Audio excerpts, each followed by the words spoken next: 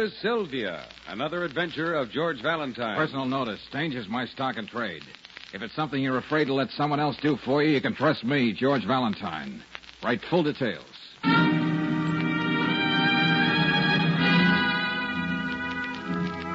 Dear Mr. Valentine, is she trying to get me out of her life, or is it my imagination? Is she in love with someone else, or am I just going mad with jealousy? I've got to know these things about Sylvia, or I won't be able to go on. Maybe it's weak and degrading for a man to grovel like this, but you've got to help me. I'll be waiting for you at my home. Waiting for you at my home between the hours of 2 and 4. Gratefully yours, Leslie Graham. Uh-huh.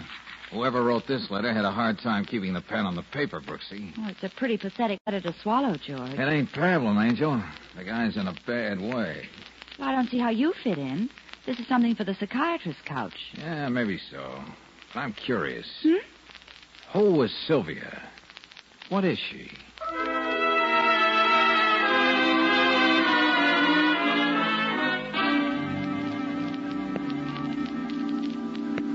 Valentine, we have to hurry. Sylvia may be back any minute. She's out shopping. Yeah, I was waiting for you to get started, Graham. Yes, why don't you pull yourself together? Valentine, I want you to put my mind at ease. Assure me one way or the other that the things I keep thinking are either right or wrong. Oh, in other words, you want me to spy on your wife? Oh, no, it's not as tawdry as that. It's something that happens to a man when he's in love with a creature as beautiful as Sylvia. Why don't you try trusting her, Mr. Graham? Why? Here, Miss Brooks. Take a look at this picture. Can't you see why the word trust becomes meaningless? Yeah, very choice. But there are a great many beautiful women in the world, Graham. Some of them even manage to wash diapers. Oh, you wouldn't understand. When we were first married, the only person I was jealous of was her dead husband. Then it started. I began to hate every man who stared at her in the street. Then whenever I was away from her, I was no good for anything. All right, now, all right. Now there's a handsome blonde gentleman named Tom Vickers who trails around after her. So you can see how... I can see everything, Graham, but it's no soap. Divorce cases as such are not in my line. You would help me if I could make you understand. Understand how a man can get on his knees and keep begging a woman over and over again to tell her that she loves it. Yes, you could be that much afraid of losing her, Valentine. Find the liquor cabinet. Get him some brandy. Okay, George. Oh, I'm tired. Come on now, sit down. Now go on, do as I say. Sit down. I feel like I'm dead inside. You'll be all right in a minute. Here, Mr. Graham. Take this. Thank you. Oh, Leslie. This is a pretty tableau, I must say. What's happened? Just two friends. They were just leaving Sylvia. What has Leslie been telling you? And who are you? The name's Valentine, Mrs. Graham. Your husband thought we could investigate a private matter for him. And we were just leaving. I'm the only private matter in my husband's life, Mr. Valentine. But it seems that I'm not private enough. Please, Sylvia, not in front of these people. What difference does it make after what you must have told them? I'm sure Leslie hired you to spy on me. You can relax. I'm not for hire. I know what Leslie's like when he starts raving, Mr. Valentine. What were some of the more vivid highlights of his fantasies? Believe me, Mrs. Graham, he had nothing but good to say about you. Oh, Leslie, what am I going to do with you? I know. Well, darling, what's happened to this love of ours? Well, you ought to know. You've done everything to strangle it with your insane jealousy. How the other side lives. You never trusted me a moment. When you could have loved me, you made scenes. I stopped off and got that. Oh, I didn't realize you had company, Sylvia. This isn't company, Tom. It's a three-ring circus. Leslie, after the disgusting spectacle you've made of yourself, I think you ought to go upstairs. Yes, Sylvia. All right, I'll go. Sylvia, you shouldn't have spoken to Leslie like that. Oh, shouldn't I have? Here, darling, take these packages into the other room. But that's true. Please, You had... Tom. I want to speak to these people. Alone. Okay, Sylvia. Yes, Sylvia? I see we've become friends. You should live that long. No, I must apologize for Miss Brooks. Sometimes her frankness embarrasses me. What were you going to say? Well, Mr. Valentine, I wanted you to understand. I have to be firm with Leslie. If I coddled him, he'd only feel sorry for himself. Well, it seems to me that when a man's in a state like that, even a very beautiful wife could find a touch of kindness in her. Good night, Sylvia. Good night. You didn't mention your first name. Oh, never knew fresh air could smell so good. Oh, I think I know the secret of Sylvia's attraction. She wears knockout drops for perfume. Ooh, yes, Sylvia. Well, the beautiful Sylvia seems to have made an impression. Brooksy, I got a fast research job for you. Back files down at the newspaper. What do you mean, George? There's a house full of dynamite back there, Angel. And when and if the blow-off comes, I want to be well informed. Curious again? Still curious. Who is Sylvia? What is she?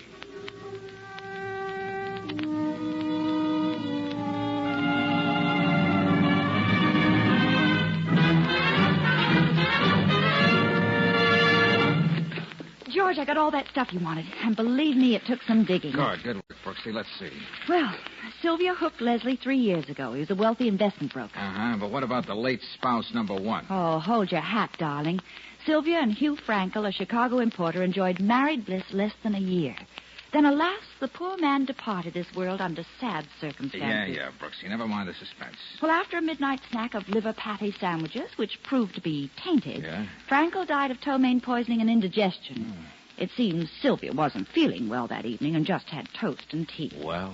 And according to the Chicago newspapers, the coroner's jury could see nothing other than an unfortunate accident. Yeah, well, it was probably looking at Sylvia all the time. What goes with that girl, George? What has she got? You mean besides deluxe equipment and extras? Mm-hmm. A mind that's always figuring what's best for Sylvia. A heart that's just put there to beat, and a soul that thrives on men rolling in the dust. Oh, wait a minute. That's a recipe worth putting down. To some guys, that combination like the apple was to Eve. They know it's no good for them, but they want it. Yeah, well, we'll go on with this session on abnormal psychology in a minute. Hello, Valentine. Oh, yeah, Lieutenant. Well, sure I was out there. What's that, Riley? Oh, yeah, I see. Yeah, of course I'll be right there. What is it, George? For Lieutenant Riley, that was a short conversation. The good lieutenant happens to be very busy at the Grahams. The Grahams? Yeah, Brooksy. Leslie Graham killed himself this evening.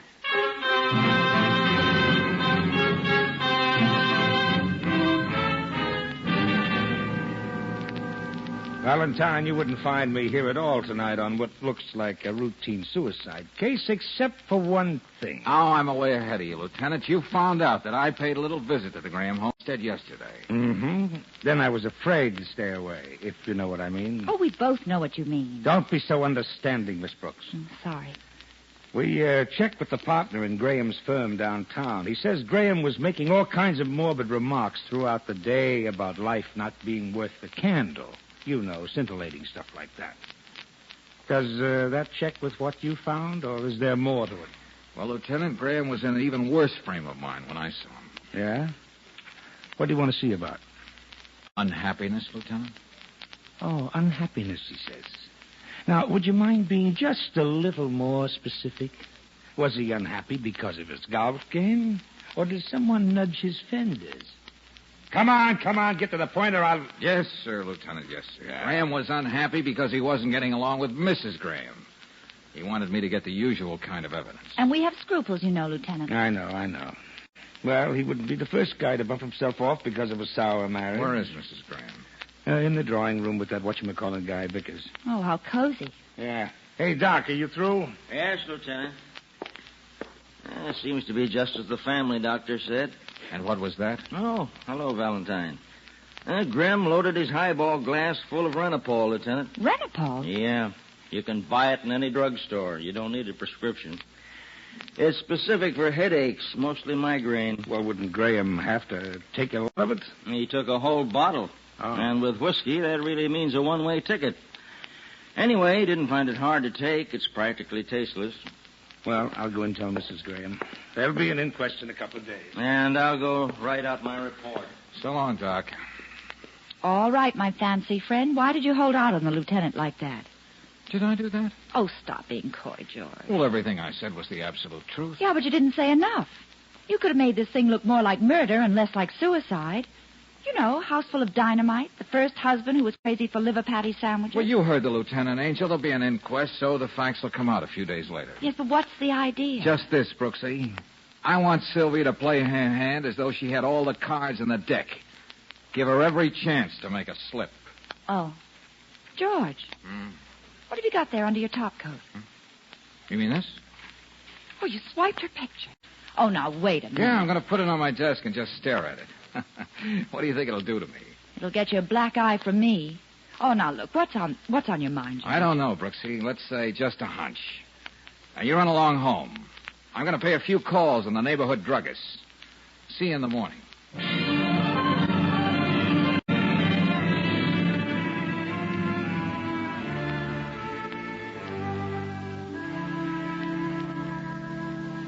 Now, let me see. Well, the fact is I haven't seen Mrs. Graham in my drugstore in weeks. I see.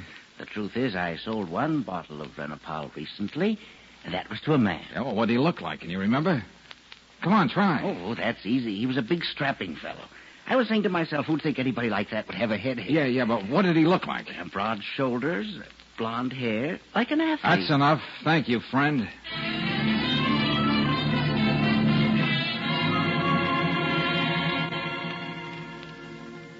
Alone, Sylvia? What did you do? Send Tommy home? Yes, George. You see, I took the trouble to find out your first name. Oh. I thought Tommy'd be here trying to comfort you in your bereavement. Well, he was. But his efforts were getting a little too arduous. And I've had a long and hectic day. What do you want? I just wanted to tell you I know Tommy bought that Renopal. Oh, really? Well, maybe he had a headache. Oh, I'm full of all kinds of miscellaneous information tonight. I also know that a certain Mr. Frankel ate his way into an early grave. I'm an ill-starred woman. I just can't keep husband. Well, it should make interesting small talk at the inquest. You won't get a rise out of me. I can try. How about this? What happened to your picture, Sylvia? What? So you're the one who took it. Well, it's just a picture. I want it back, and you're going to give it to me. Going to the police? You seem to have lost some of your poise, Sylvia. I swear I'll kill you if you don't get out of my life. I moved in to stay. You're going to change your mind. Well, now, take it easy. Put that punch bowl down. It's probably worth a lot of dough. You forgot that I've got plenty of money. What? You're going to have a face full of scratches for weeks. Get away. Do you want me to take it? You still think that I couldn't kill. Sylvia, what's going on? Oh, Tommy. Oh, Tommy. So glad you've come back. Valentine, what are you trying to do? Defend myself, and not too successfully. Tommy, 1 minute more, and I wouldn't have known what to do. You do anything to hurt her, Valentine, and I'll kill you. Well, why don't you start now? I feel just like Well, starting. you bet I'll do. Yeah. Now, don't bother getting up, Jungle Jim. Just listen. Being threatened with murder twice in 5 minutes does something for my ego, but it does even more to my temper.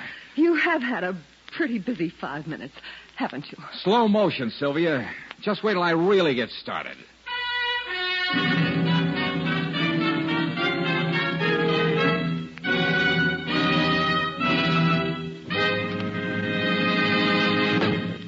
We'll return to tonight's adventure of George Valentine in just a moment.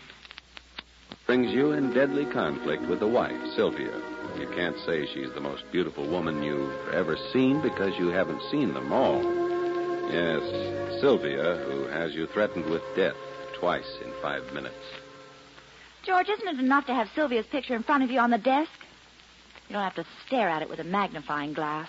Yeah, well, somehow, Angel, I don't feel I've gotten close enough to that lady. Well, you've gotten close enough for her to play tic-tac-toe all over your face. Well, it wasn't all one-sided. She has a few broken fingernails to show for it. Oh, darling, you know you're skating on thin ice. Especially now that you found out Vickers bought that Renopal. That's right. Go ahead and comfort me. Now, look, Brooksy. Yeah.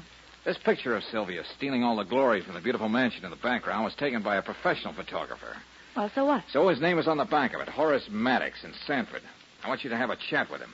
Way out in Sanford? Yeah, that's right. Find out when he took this picture, where, the name of the woman, everything. Oh, George, we know the name. Don't argue, Brooksy. Just make sure you're back in time for the inquest. I'm going to need that information. To prove what? Well, I'm only guessing now.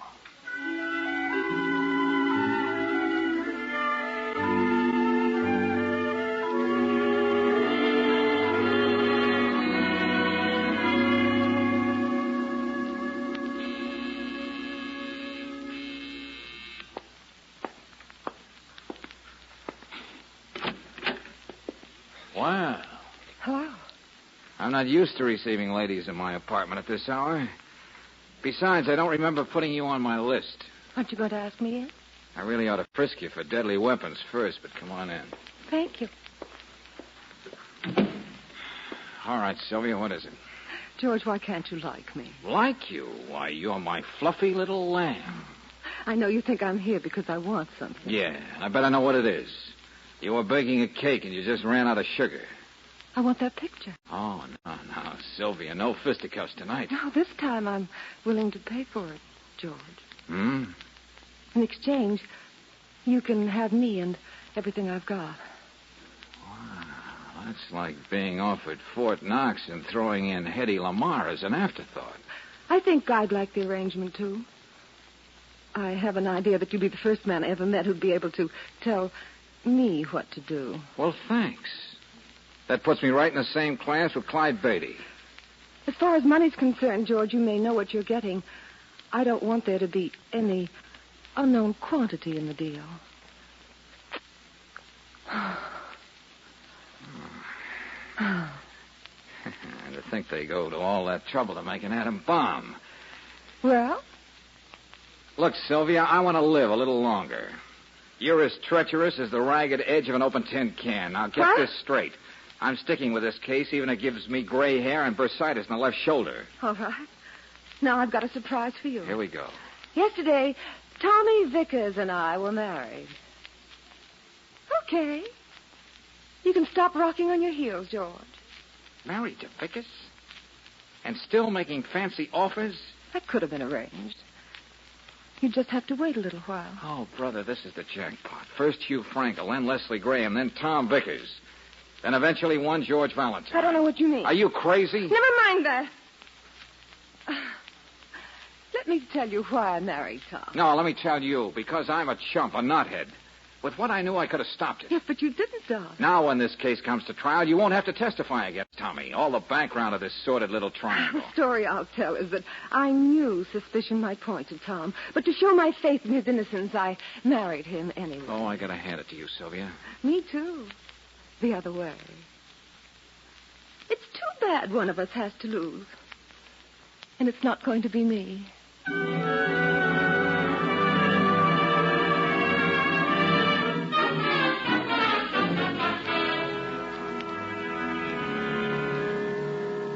Oh, yes, Miss Brooks. I remember very well the day I took that picture. Well, that's fine, Mr. Maddox. Annie was so excited I could hardly make her stand still. Annie?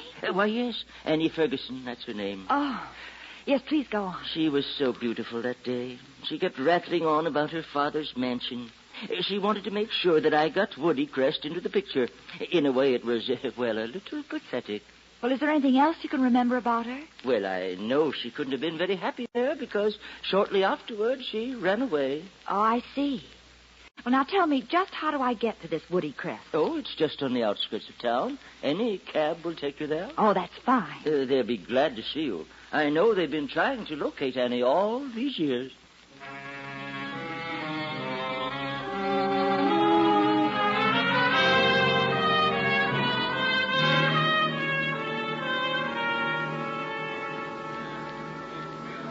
All right, everybody, we can start now.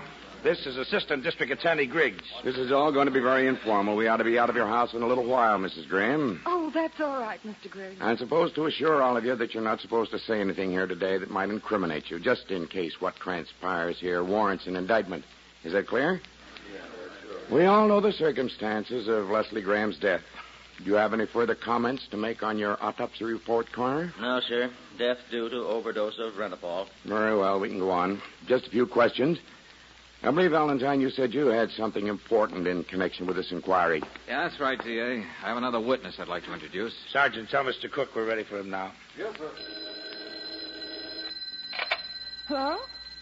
Oh, yes. Oh, yes, certainly.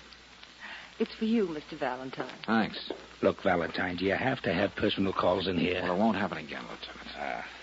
Hello? Yeah, Brooksy. The airport? Well, you ought to be able to get here in a few minutes. Go on. Well, I guess now I can stop guessing. Go on, hop a cab, Angel. All right, now, are you Mr. Cook? Yes, sir. Well, look, don't be nervous. I just want to ask you one question. Take a look around this room. Yes. A few days before Leslie Graham's death, someone bought a bottle of Renapol in your drugstore. Do you see that person in this room? Why, yes. It's that gentleman over there with the blonde hair. Hey, what is this? Is that true, Mr. Vickers? Well, I guess so, but I didn't think it was important. Ye gods, not important, he says. I could buy Renapol. Joe Smith could buy it. But when you do, Vickers, it's more than important.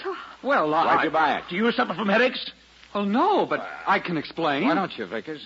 Well, it's all very simple. I don't know how Leslie got hold of this stuff, but I bought it for Sylvia. Tom, What? what do you say? Well, didn't I? Why, for months you've been telling me about those terrible headaches, going to the doctor twice a week. Tom, I don't want to believe this. Believe what? It was raining that day. You wanted to get home, so you asked me to stop in at the drugstore. Is that true, Mrs. Graham?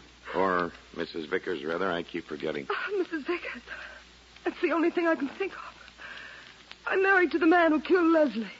Sylvia. Keep talking, Mrs. Vickers. I haven't had a headache in ages. My doctor can tell you that. Tom. Oh, Tom, I believed you. You were such a comfort when Leslie wasn't himself.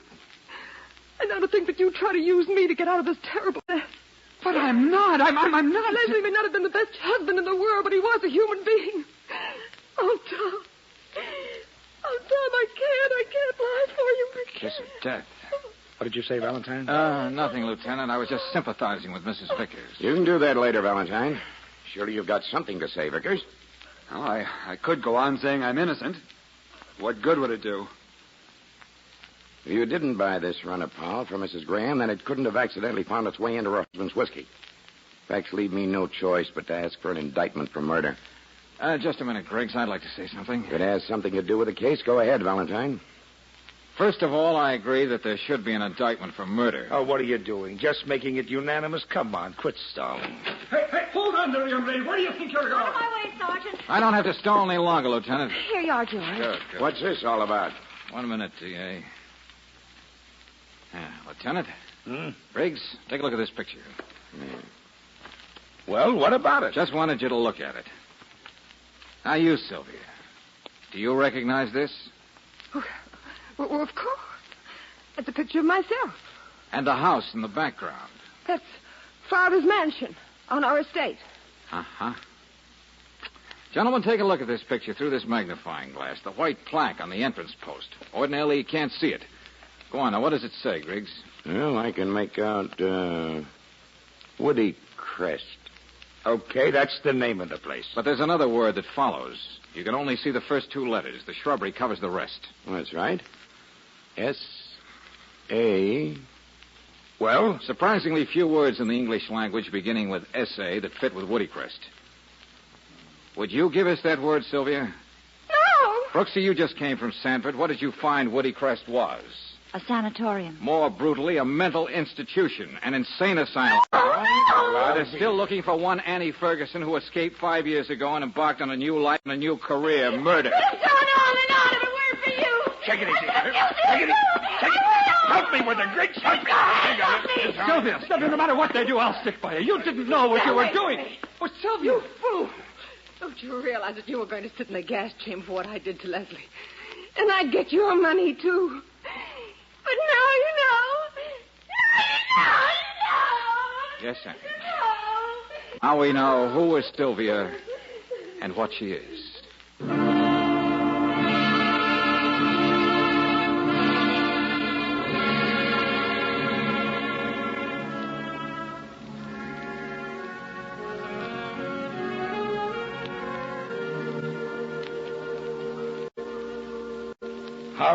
All right, Valentine. You were as smart as a whip. But don't think I'm forgetting you held out on me. Well, I'm sorry, Lieutenant. I thought that was the only way to do it. But the next time... Time. Back to your corners, gentlemen. Oh, saved by the bell. Oh, darling, I know your mind moves in mysterious ways, but... Yeah? But what made you so sure it was murder and it had to be Sylvia? Well, no matter how much of a patsy Tommy Boy is, he wouldn't buy any poisonous substance right at the corner drugstore. That's when I vaguely began to suspect some kind of a trap. More coffee, folks? Oh, yes, yeah, please. yes. I'd like When you're some. through there, I'll take a check, Sylvia. What's your name, sister? Sylvia. I don't feel so good. I don't think I want any more coffee. I want to go home.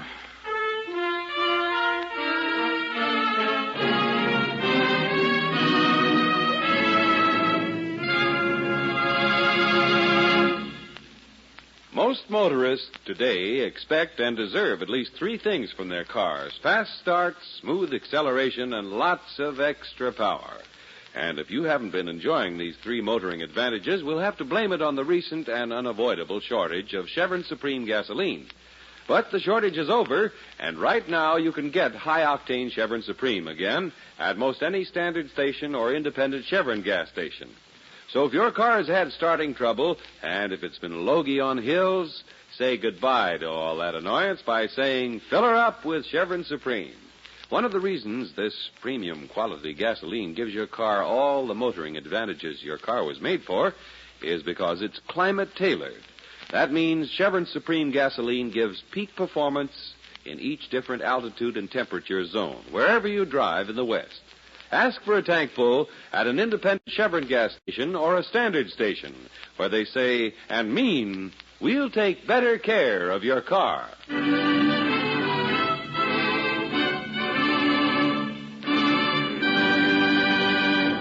Next week, when you tune our way for another adventure of George Valentine, you'll find George poring over the latest letter to come to his desk, a letter that reads, Dear Valentine, I bet you never heard of this before. I've got to commit a crime to keep from being a criminal. And what I've got to do involves murder. There's no way out for me unless I can get some help. You can't get in touch with me, so I'll be dropping in on you. The name, Bill Moran. Next week, a new and exciting case for George. Stand in for murder.